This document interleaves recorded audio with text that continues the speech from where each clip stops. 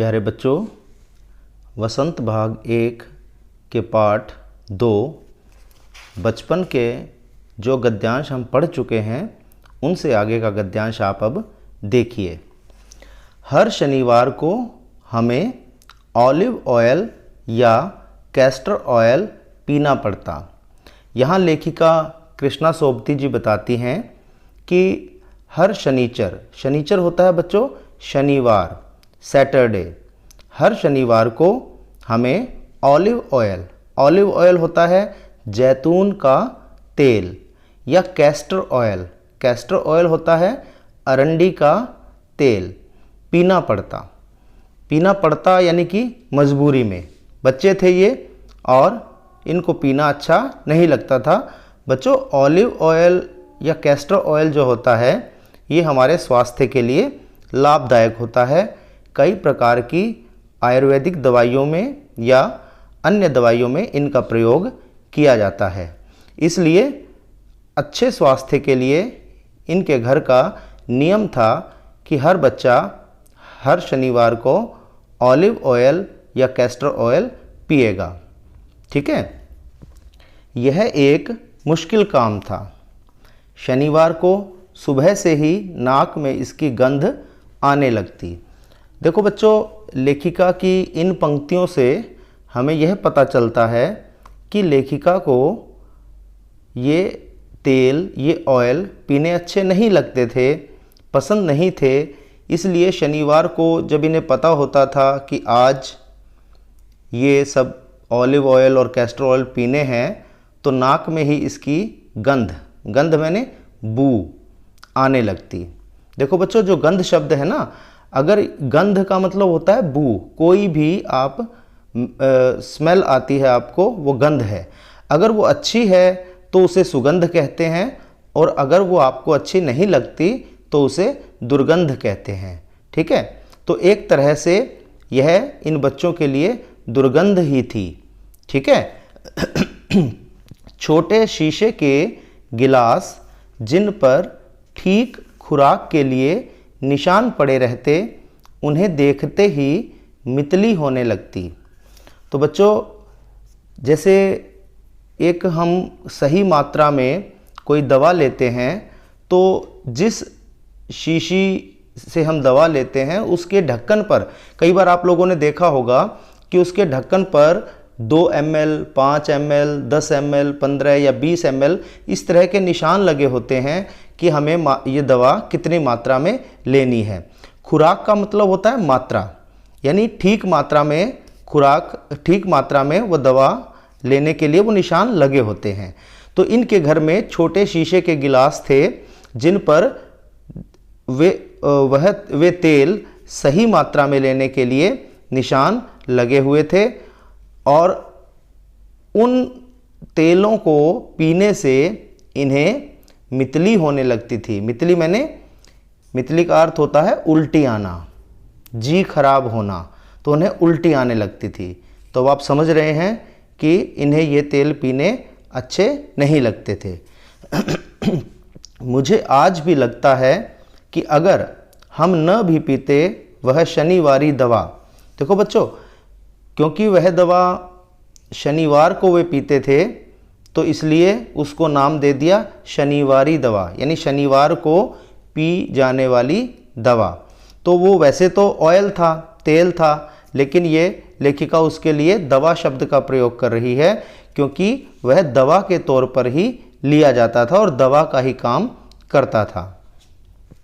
तो लेखिका कहती है, मुझे आज भी लगता है कि अगर हम न भी पीते वह शनिवारी दवा तो कुछ ज़्यादा बिगड़ने वाला नहीं था, यानी हमारा कोई ज़्यादा नुकसान न होता, सेहत ठीक ही रहती। यानी अगर हम वह दवा न भी पीते तो भी हमारी सेहत मतलब स्वास्थ्य, हेल्थ, तो भी वह हमारी सेहत, हमारा स्वास्थ्य अच्छा ही रहता। तुम्हें बताऊंगी कि हमारे समय और तुम्हारे समय में कितनी दूरी हो चुकी है। यानी हमारे समय लेखिका अपने समय के लिए कह रही है, और तुम्हारे समय यानी हम बच्चों के लिए, जो पाठक हैं, जो इसको पढ़ रहे हैं, उनके लिए कह रही है। लेखिका का कहना है कि हमारे बचपन का जो समय था और आपके बचपन का जो समय है उसमें बहुत अंतर आ गया है। यहाँ तक कि बचपन की दिलचस्पियाँ भी बदल गई हैं। दिलचस्पियाँ होता है रुचियाँ। दिलचस्पी शब्द का बहुवचन है दिलचस्पियाँ यानी रुचियाँ। यहाँ तक कि बचपन की रुचियाँ भी बदल गई हैं। यानी लेखिका के कहने का मतलब ये है कि हमारे बचपन में जिन चीज़ों में हमारी रुचि होती थी, आजकल के बच्चों की उन चीज़ों में रुचि नहीं है। आजकल के बच्चों की रुचियाँ हमारी रुचियों से भिन्न हैं, अलग हैं। याद रहे, उन दिनों कुछ घरों में ग्रामोफोन थे, रेडियो और टेलीविज़न नहीं थे। बच्चों, ग्रामोफोन देखिए, इस चित्र में ग्रामोफोन आपको दिखाई दे रहा है। ग्रामोफोन होता है बच्चों, इस पर ग्रामोफोन पर एक ये गाने सुनने का एक यंत्र है। जैसे आजकल हम पहले टेप रिकॉर्डर में सुनते हैं या सीडी प्लेयर वगैरह चलाते हैं, उसमें सीडी डालते हैं और कोई गीत सुनते हैं या कोई फिल्म इत्यादि देखते हैं। पहले घरों में गीत सुनने के लिए पुराने समय में ग्रामोफोन हुआ करते थे। और ये ग्रामोफोन के ऊपर आप जो काले रंग की एक प्लेट सी, एक सीडी की तरह गोल गोल तस्तरी जो आपको दिखाई दे रही है, इसे रिकॉर्ड कहा जाता है, रिकॉर्ड।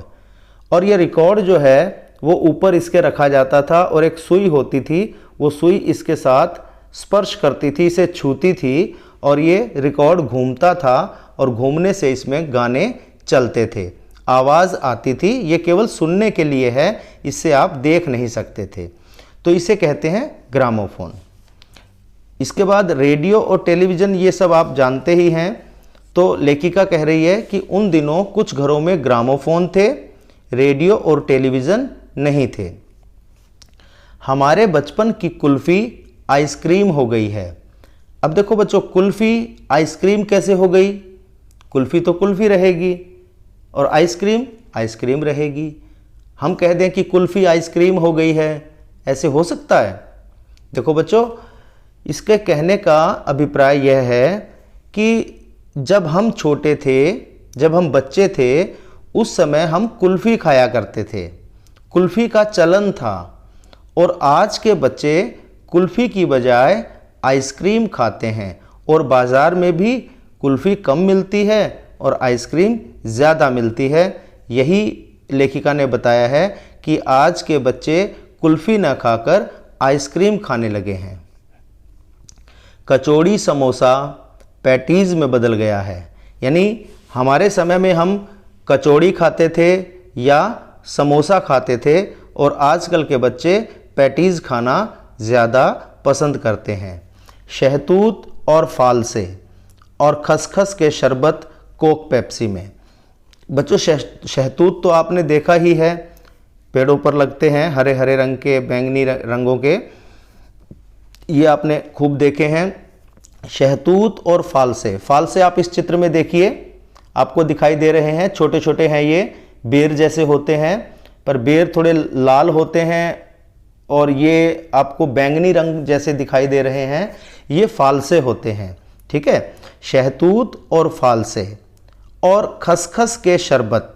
खसखस बच्चों छोटे छोटे से दाने होते हैं और ये जो चीज़ें इसमें लेखिका ने बताई है कि शहतूत, फालसे और खसखस के शरबत, इनसे शरबत बनाया जाता है और ये शहतूत और फालसे खाए जाते हैं और खसखस के शरबत बनाए जाते हैं। और उससे जो गर्मियों में जैसे बहुत लू चलती है, बहुत ज़्यादा गर्मी पड़ती है, उस समय ये हमारे शरीर को ठंडक देते हैं और हमें बीमार नहीं होने देते।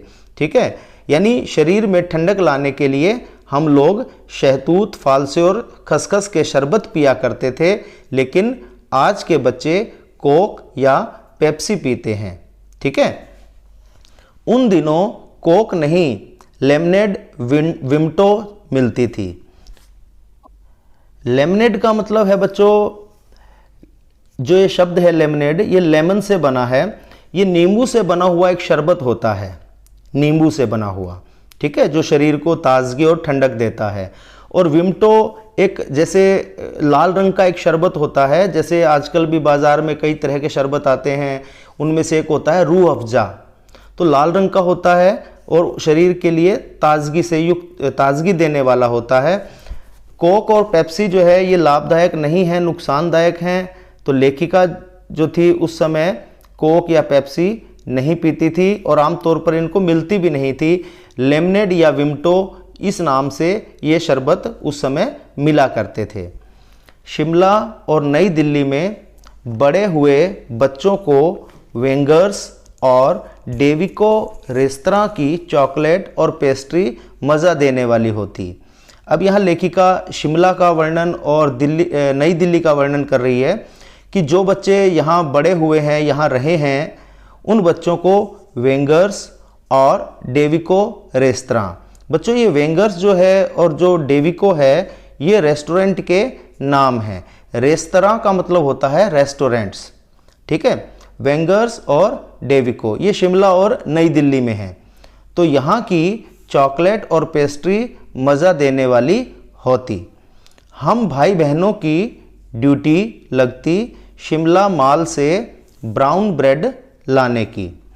बच्चों शिमला माल जो है, शिमला में एक जगह है, माल रोड भी है शिमला में, वहीं शिमला माल है, और वहाँ से लेखिका और उसके भाई बहन जो थे उनकी ड्यूटी लगती थी कि वे शिमला माल से ब्राउन ब्रेड लाया करते थे। ब्राउन ब्रेड होती है बच्चों, ब्रेड एक सामान्य ब्रेड आपने देखी है, इसके साथ एक आटे से बनी हुई ब्राउन कलर की, भूरे रंग की ब्रेड होती है जो आटे से बनी होती है, उसे ब्राउन ब्रेड कहते हैं।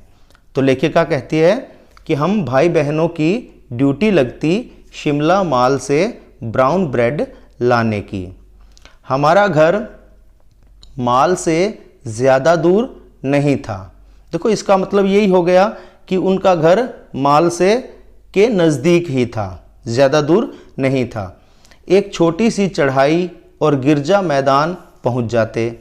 यानी बच्चों जो शिमला है वो एक पहाड़ी क्षेत्र है, पर्वतीय स्थल है, पहाड़ है वहाँ, शिमला भी पहाड़ी पर ही स्थित है।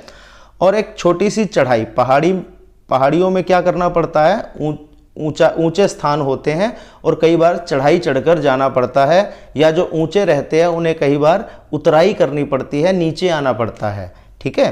तो एक छोटी सी चढ़ाई और गिरजा मैदान, एक जगह का नाम है गिरजा मैदान, वहाँ पहुँच जाते। वहाँ से एक उतराई उतरते और माल पर, वहाँ से फिर थोड़ा सा उतराई यानी थोड़ा और नीचे उतरते और माल पर पहुँच जाते, शिमला माल, ठीक है। क्यों पहुँच जाते? क्योंकि वे ब्राउन ब्रेड लाने की उनकी ड्यूटी होती थी। कन्फेक्शनरी काउंटर पर तरह तरह की पेस्ट्री और चॉकलेट की खुशबू मन भावनी। बच्चों कन्फेक्शनरी काउंटर होता है जहां patties, pastry, toffee, chocolate, biscuit इस तरह की सामग्री मिलती है, इस तरह का सामान मिलता है, उसे कन्फेक्शनरी काउंटर कहते हैं। तो कन्फेक्शनरी काउंटर पर तरह तरह की पेस्ट्री होती और चॉकलेट की खुशबू मन भावनी। मन भावनी का अर्थ होता है मन को भाने वाली, मन को अच्छी लगने वाली। अब देखो बच्चों यहाँ लेखिका अपने आप ये बता रही है कि चॉकलेट की जो खुशबू थी वो मन भावनी थी, तो उसके कहने का अभिप्राय ये है कि उसे चॉकलेट बहुत अच्छी लगती थी। देखो बच्चों खुशबू कोई बू है, कोई गंध है, उसको खुशबू हम तभी कहते हैं जब वह चीज़ हमें पसंद हो, ठीक है। अगर वह हमें पसंद नहीं है तो हमें वही बदबू लगेगी, ठीक है। कई लोगों को पेट्रोल की जो स्मेल आती है, कई लोगों को पेट्रोल की स्मेल अच्छी लगती है, तो उनके लिए वो स्मेल खुशबू है, सुगंध है। और कई लोगों को पेट्रोल की स्मेल वो कहते हैं कि हमें तो ये स्मेल चढ़ रही है, यानी उनका जी खराब होने लगता है, मन खराब होने लगता है, उनको अच्छी नहीं लगती। तो इसका मतलब वह जो गंध है पेट्रोल की वह उनके लिए दुर्गंध है, बदबू है, ठीक है। तो चॉकलेट की खुशबू मन भावनी थी, लेखिका को लगती थी। हमें हफ्ते में एक बार चॉकलेट खरीदने की छूट थी। यानी देखो उनके घर का नियम था कि हफ्ते में एक बार चॉकलेट वो बच्चे खरीद सकते थे। और आजकल के बच्चे देखिए कितनी जल्दी जल्दी जो है वो सामान उनको चाहिए और कितना खर्च करते हैं। ठीक है, कोई नियम नहीं है, जबकि हमें यहाँ सीखना चाहिए कि किस तरह से अनुशासन नियम होना चाहिए, जैसे लेखिका के जीवन में था। सबसे ज़्यादा मेरे पास ही चॉकलेट टॉफ़ी का स्टॉक रहता। स्टॉक बच्चों स्टॉक का मतलब होता है भंडार। यानी लेखिका जो थी जब भी उनको चॉकलेट मिलती तो उसे रख लेती संभाल कर, और चॉकलेट और टॉफ़ी का भंडार उसके पास इकट्ठा हो जाता। मैं चॉकलेट लेकर खड़े खड़े कभी न खाती।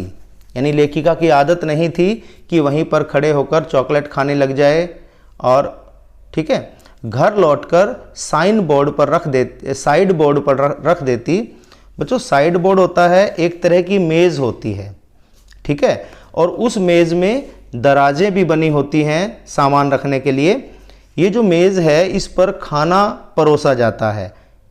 परोसना मतलब खाना खाने के लिए डाला जाता है थालियों में, और जो इसकी दराज होती हैं उसमें सामान भी रखा जाता है। ये साइड बोर्ड इसको कहते हैं। जो कई घरों में डाइनिंग रूम होता है, डाइनिंग रूम मतलब जहाँ बैठकर वे लोग खाना खाते हैं, तो उस डाइनिंग रूम में आमतौर पर यह मेज़ रखी होती है। इस मेज़ को साइड बोर्ड कहते हैं। घर लौटकर साइड बोर्ड पर रख देती और रात के खाने के बाद बिस्तर में लेटकर मज़ा ले खाती। यानी मज़ा लेकर खाती। ठीक है बच्चों, उम्मीद करता हूँ आप लोगों को इतना पाठ समझ में आया होगा। इससे नेक्स्ट जो वीडियो आएगी, इसका जो पार्ट 2 होगा, उसमें ये जो हमने गद्यांश पढ़े हैं अभी, इन गद्यांशों के में से व्याकरण से संबंधित कुछ बातों पर हम चर्चा करेंगे। ठीक है, धन्यवाद।